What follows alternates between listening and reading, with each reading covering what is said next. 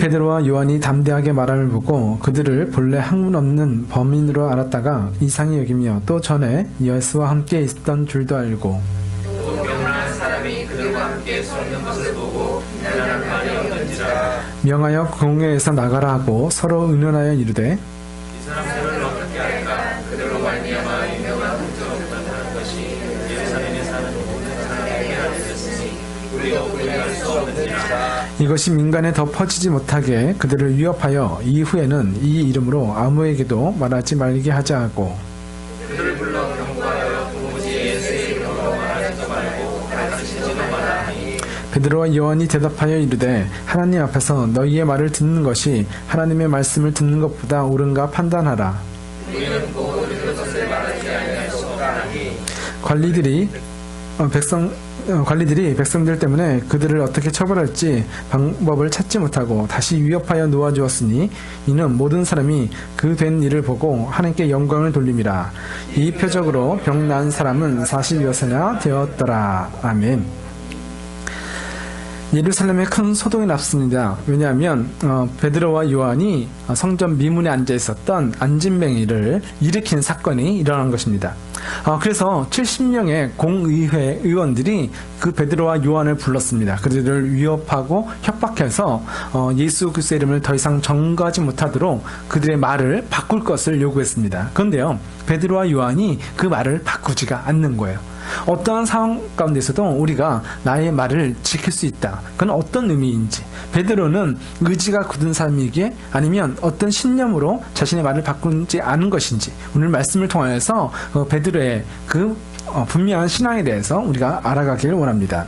어떤 사람이 그 말이 바뀌지 않는가 하면 첫 번째가 부인할 수 없는 증거를 가지고 있는 사람은 그 말이 어떠한 상황에서도 바뀌지 않는다라고 얘기하고 있는 것이죠. 13절 말씀 보면 공의회 의원들은 베드로와 요한을 어떻게 생각했냐면 그들은 무식한 사람이야, 그들은 어부야, 그들은 갈릴리 사람이야 라고 얘기하고 이해하고 있었습니다. 그래서 그들에게 70명 그 공의회에 어떻게 보면 높은 사람들이 쫙 모여있는 자리에 그 사람들이 왔으니까 당황할 거 아니에요. 그러니까 자신들이 갖고 있는 권위나 어떤 배경을 갖고 그 베드로와 요한을 갖다가 누르는 거죠. 너희 말을 고쳐 라고 얘기하는 거예요. 근데 베드로와 요한이 그들 공의회 사람들의 말에 주눅이 들지는 않는 거예요. 그 이유가 뭘까요? 15절 말씀, 14절, 15절, 16절 말씀 보게 되면 병이 나은 사람이 그들과 함께 있는 것을 서 있는 것을 보고 비난할 말이 없는지라 라고 얘기하고 있어요. 뭐라고요? 베드로 옆에는요, 베드로가 증거한 예수 그리스도의 이름에 고쳐진 그 이름으로 고침을 받은 병자가 서 있는 거예요. 안진뱅이였던 사람이 베드로 옆에 서 있으니까 공의회 사람들이 더 이상 할 말이 없었다는 거예요. 베드로의 말이 바꿔야 될 텐데 증거가 옆에 있으니까 베드로가 아닌 공의회의 의원들이 할 말을 잃었다라고 얘기하고 있는 것이죠. 이전에는요, 사람들이 뭐라고 생각했습니까? 똑똑한 사람, 무식한 사람, 돈이 많은 사람, 돈이 없는 사람, 권력이 있는 사람, 권력이 없는 사람, 그렇게 구분을 했거든요. 공의회 의원들은 베드로를요, 돈도 없고 권력도 없고 힘없는 사람으로 얘기했고 자신들은 권력이 있고 힘이 있고 똑똑한 사람으로 여겼다는 것이죠. 그런데 여기서 보게 되면 어떤 사람이다? 증거를 가진 사람, 증거를 가지고 있지 못한 사람으로 바뀌어진 거예요. 기준이 달랐다는 것이죠. 베드로의 삶 속에 예수 그리스도의 이름의 증거가 분명하기 때문에 그는 말을 바꾸지 않았다는 거예요. 하나님께서는 우리에게 이런 증거들이 우리 안에 있기를 원하십니다. 예수를 믿지만 지식으로서가 아니라 내가 예수를 믿고 살아갈 때에 나의 삶 속에 분명하게 드러난 증거가 있을 때만이 여러분들이 어떤 위협 속에서도 담대하게 그것을 바꾸는 것이 아니라 물러서는 것이 아니라 주님의 말씀을 그대로 증거할 수 있는 삶이 되게 되는 것이죠. 성도는 말 잘하는 사람이 아니라 말씀대로 살아갈 때에 말씀의 증거를 갖고 있는 사람이다라고 성경은 갖춰주고 있는 것입니다. 여러분들이 말씀을 잘 아는 페이스체플이 되기 원합니다. 그러나 말씀을 아는 것으로 그치는 것이 아니라 여러분들이 말씀대로 살아갈 때에 여러분의 삶 속에 분명한 증거들이 나타나서 그것이 여러분의 입술을 통하여 여러분의 삶을 통하여 다른 사람에게 증거되어지는 믿음의 삶이 되시기를 예수님의 이름으로 축원합니다. 16절 말씀 보게 되면 이제는 이 사람들이 어떻게 할까? 그들로 말미암아 유명한 표적 나타난 것이 예루살렘에 사는 모든 사람에게 알려졌으니 우리도 부인할 수 없는지라 라고 고백하는 그 공의회의 의원들의 모습을 볼 수가 있는 것이죠. 두 번째, 이제는 어떤 사람이 어떤 상황에서도 말이 바뀌지 않는 사람이냐면 죽는 것을 두려워하지 않는 사람은요 자신의 말을 바꾸지 않는다는 것입니다. 두려움이 있을 때에 우리는 어떻게 하죠? 아이고 내가 안 된다는 것을 알면서도 잠시 그 상황을 피하려고 거짓말하거나 도망치게 되잖아요. 베드로는요 지금 공의회 앞에서 어떻게 보면 죽을 수도 있는 그 권력 앞에 가장 위험한 상황에 있는 사람이에요. 70명의 사람들이 베드로 한 사람을 딱 공격하는데 어떤 사람이 그 자리에서 당당하게 얘기할 수 있겠어요? 위협을 느낄 것이고, 그리고 그 당시에 가장 바리새인 중에 바리새인이요 사두개인 율법학자 사두개인들이 모여서 그 베드로를 공격할 때에 그는 율법으로 법적으로 그들을 다 당해낼 수 없을 것입니다. 이 공의회는요 그 당시에는요 종교의 법을 결정하는 곳이에요. 그리고 그 정치적인 법도 그 공의회, 사내들인 공회에서 그 모든 것을 정하였습니다. 한 가지만 빼고 사형 선고는 이 유대인의 공의회에서는 결정할 수 없었어요. 왜냐하면 그 당시에 예루살렘은 로마의 식민지였기 때문에 사형에 관련된 법은 로마 법으로만 사형을 언도할 수 있었고, 그것 외에 정치적인 것이나 그 외에 종교적인 것들은 이 모든 것들을 사내들인 공의회에 로마 법정이 다 맡겨서 자치적으로 해결하도록 하고 있었거든요. 그러니까 실질적으로 이 공의회는요 정치와 종교 모든 것들을 다 갖고 있는 권력기관이에요. 유대의 그들 앞에 베드로가 나갔을 때에 어떻게 얘기합니까? 17절 말씀 보게 되면 이것이 민간에 더 퍼지지 못하게 그들을 위협하여 라고 얘기하고 있어요. 공의회 의원들이 자신이 갖고 있는 권력과 힘을 가지고 베드로와 요한을 위협하자 라고 얘기하는 거예요. 죽음의 공포를 느끼게 하자, 그들이 정말 두려워 떨게 만들자, 그래서 그의 말을 바꾸자 라고 얘기하고 있는 거예요. 근데 18절 말씀 보게 되면 그들을 불러 경고하여 도무지 예수의 이름으로 말하지도 말고 가르치도 말라 하니 라고 얘기하고 있어요. 그런데 19절 말씀 보게 되면 베드로는 뭐라고 얘기합니까? 베드로와 요한이 대답하여 이르되 하나님 앞에서 너희의 말을 듣는 것이 하나님의 말씀을 듣는 것보다 옳은가 판단하라. 우리는 보고 들은 것을 말하지 아니할 수 없다 하니 라고 얘기하고 있는 거예요. 죽이겠다 하는데 베드로와 요한은요 그것이 무섭지가 않다는 거예요. 죽으려면 죽여라, 나는 죽는 것이 두렵지 않다 하는 사람은 말을 바꾸지 않는 거죠. 이것이 우리의 신앙의 기본이 될 줄 믿습니다. 근데 죽는 것이 두렵지 않은 사람은요 죽지 않는 것에서 두렵지 않은 것이 아니라 무엇을 갖고 있어야 된다? 영원한 생명을 갖고 있는 사람이 죽음을 두려워하지 않는 거예요. 그냥 고집이 세서 죽여 나 몰라, 고집 센 사람이 죽음을 두려워하지 않는 사람이 아니라는 거예요. 어떤 사람은 악한 것에도 죽음을 두려워하지 않아요. 어떤 사람은 자기 욕심에도 죽음을 두려워하지 않아요. 그러나 여기서 말하는 죽음이란 죽지 않는, 죽어도 자기 고집을 부리는 것이 아니라 영원한 생명을 가졌기에 죽음이 두렵지 않은 사람을 얘기하는 거예요. 베드로와 요한은 예수 그리스도를 말미암아 그들은 죽어도 사는 영원한 생명을 소유한 자이기에 상해드린 공의회 의원들이 죽이겠다는 위협 앞에서 두려워하지 않는 거예요. 왜? 나는 영원한 생명을 갖고 있기 때문에. 바로 저와 여러분들이 우리의 입술에 변화가 없는 십자가 복음 외에 다른 것을 우리의 말을 바꾸지 않는 이유가 여기 있다는 것이죠. 예수 그리스도를 믿을 때에 우리는 영원한 생명을 소유한 자이기에 이제는 죽음을 두려워하지 않는 것이며, 어떤 죽음이나 환난이나 고통이 와도 우리가 포기하지 아니하며 예수님의 이름으로 살아간다라고 얘기하고 있는 것이죠. 죽음을 두려워하지 않는 사람은 영원한 생명을 가지고 있는 사람인 것입니다. 예수님을 믿는다고 하면서 예수님이 나를 다스리는 것이 아니라 여전히 나의 고집과 사망이 나를 다스리는 사람은 죽음을 두려워할 수밖에 없습니다. 그러나 예수님이 우리를 다스린다는 것은 우리 안에 그 생명이 나를 붙잡고 계시다는 것이고, 그 영원한 생명으로 내가 오늘 어떠한 위협 속에서도 승리할 수 있다라고 얘기하고 있는 것이죠. 세 번째, 어떤 상황에도 말이 바뀌지 않는 사람은 어떤 사람이냐면 올바른 판단을 가지고 있는 사람이다라고 얘기하고 있는 것이죠. 정확한 기준을 갖고 있는 사람은요, 갈등하지 않는다는 거예요. 19절 말씀 보면 베드로와 요한이 대답하여 이르되 하나님 앞에서 너희의 말을 듣는 것이 하나님의 말씀을 듣는 것보다 옳은가 판단하라 라고 얘기한 거예요. 정보가 있습니다. 이것도 맞는 말 같고 또 다른 정보가 있어요.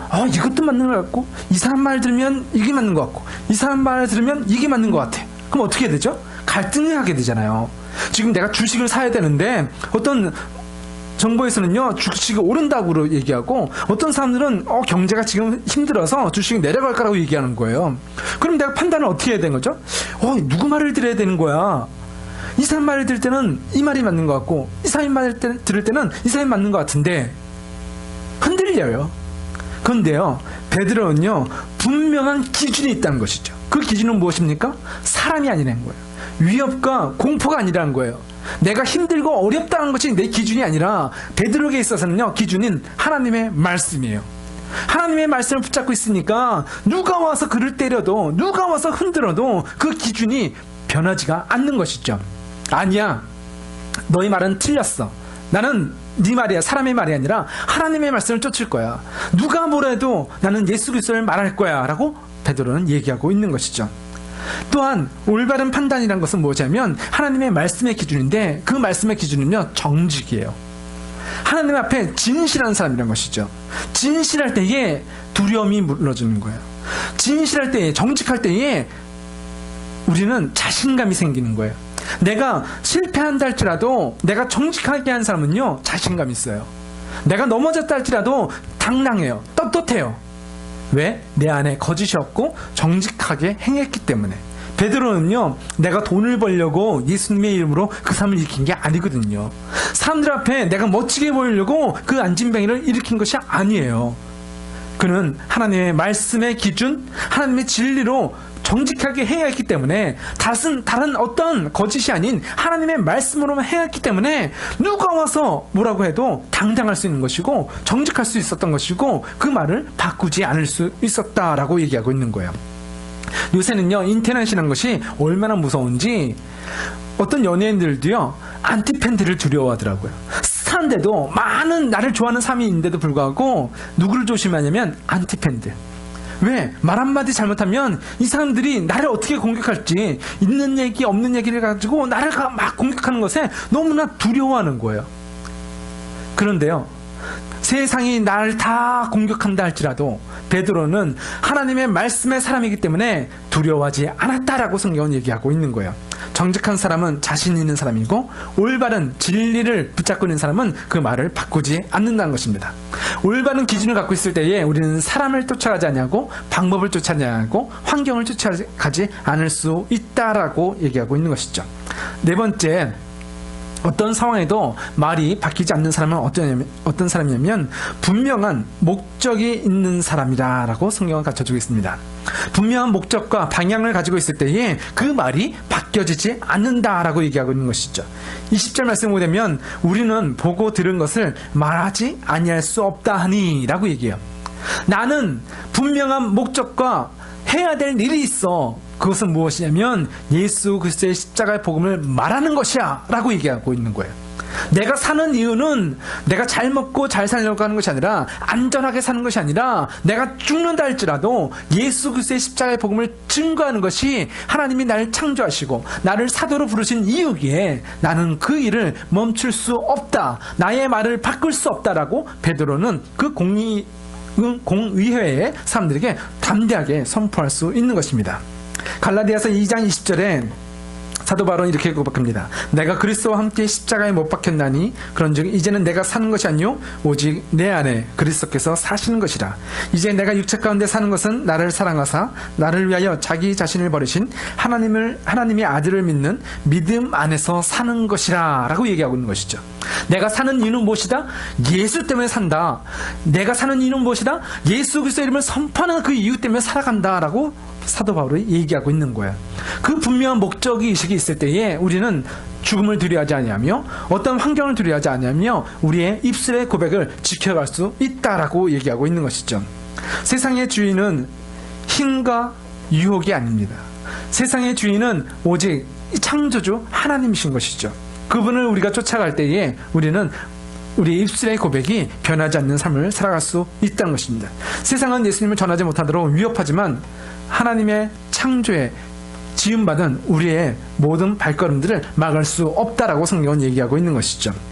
그 사람의 모습이 보게 되면 21절 말씀 보게 되면 관리들은 백성들 때문에 그들을 베드로와 요한을 어떻게 처벌할지 방법을 찾지 못하고 다시 위협하여 놓아주었으니 이는 모든 사람이 그 된 일을 보고 하나님께 영광을 돌림이라 라고 얘기하고 있어요. 그 사내들인 공예는 위협하고 협박했지만 베드로를요 그 마음을 꺾을 수가 없었다는 것이에요. 자신들이 갖고 있는 힘을 가지고 그들을 때리거나 가둘 수가 없었다는 것이에요. 왜? 사람들이 안진뱅이가 일어난 증거를 보고 그들의 마음이 베드로에게 쏠려져 있기 때문에 베드로를 함부로 건드릴 수 없었다라고 얘기하고 있는 거죠.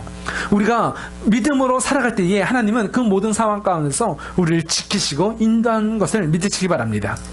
세상의 위협 속에서도 우리가 주님만을 바라보며 우리의 사명을 감당할 때에 하나님은 우리에게 그 피해 나갈 길과 또한 하나님의 일들을 더욱 힘써 나갈 수 있도록 우리의 말한 고백대로 이루어 주시는 주님인 것을 알게 되는 것이죠.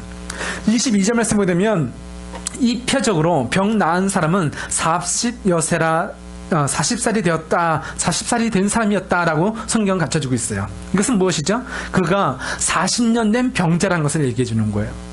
여러분, 혹시 여러분의 삶 속에 어떤 문제가 있는데 정말 고통하고 근심하고 그 문제를 붙잡고 기도했는데 40년 이상 된 문제가 있으십니까? 없으시다면 여기 보십시오. 나 혼자는 스스로 일어날 수 없는 그 안진병의 문제가 예수 그리스도의 이름으로 고쳐졌다는 것이에요. 그렇다면 여러분의 삶 속에도 분명히 문제가 있습니다. 그러나 그 문제가 40년 이하라면 그 문제가 하나님이 고치신 것을 믿으신다면 오늘 그 기적이 나타나기를 축원합니다. 주님께서는요 그것을 믿음으로 우리에게 받으라 말씀하신 것이죠. 분명한 증거가 있는 사람, 분명한 목적이 있는 사람에게는 그 말이 바뀌어지지 않는다라고 얘기하고 있는 거예요. 이 안진뱅이가 이제는 40년 된 병자였던 내가 일어섰습니다. 그가 뭐라고 얘기할까요? 야, 이제 해방이다. 이런 나의 질병에서 내가 해방되었으니 이제는 내 멋대로 살겠다라고 얘기할까요? 죽을 수밖에 없는 어느 누구도 거들떠보지 않았던 이 인생을 주님이 고치셨으니 이 인생은 내 것이 아니라 하나님의 것입니다 라고 얘기하지 않았을까요? 하나님으로 말미암아 예수 그리스도로 말미암아 구원받은 인생이라면 그 인생의 목적과 방향이 내 것이 아니라 하나님의 핏값으로 산 자 되었기에 이제는 주님의 것으로 인정하며 주님께서 우리를 창조하신 그 목적대로 살아가는 저와 여러분이 되시기를 예수님의 이름으로 축원합니다. 하나님께서는 그 일을 우리에게 인생의 목적이다, 내가 너를 그 이유로 창조하셨다라고 이사야서를 통해서 가르쳐주고 계신 것이죠. 오늘 예수님이 내 안에 오시면 내 인생이 뒤집어지는 것입니다. 베드로와 요한을 통하여 안진뱅의 인생이 뒤집어졌듯이 그 예수님께서 오늘 이 시간 저와 여러분을 만나주실 때에 우리의 인생은 뒤집어지게 되는 것이죠. 우리가 어떤 묶임, 그것이 10년, 20년 어떤 삶의 힘으로도 일으킬 수 없는 묶음이었다 할지라도 오늘 예수 그리스도를 선포할 때에 그 묶임은 다 풀어지게 되는 것이고, 그것을 본 사람은 누가 세상의 어떤 환난과 위협과 조건이 바뀐다 하더라도 우리 입술의 고백이 바뀌어지지 않는다라고 얘기하고 있는 것이죠. 그래서 이전에 내가 나의 영광을 위하여 살았던 자라면 이제는 예수 그리스도로 말미암아 거듭난 저와 여러분들은 이제는 나의 주인은 예수님이십니다. 나의 이 구원받은 인생은 내가 죽을 수밖에 없는 이 인생이 살았으니 하나님의 예수 그리스도의 십자가의 피값으로 내가 구원을 받았으니 이제는 나는 내 것이 아니라 주님의 것입니다. 주님의 영광을 위하여 사용하여 주시옵소서라고 고백해야 되는 것이고, 베드로와 요한은 그것을 알기에 그들의 입술에 어떠한 변함도 없었다라고 성경은 얘기하고 있는 것이죠.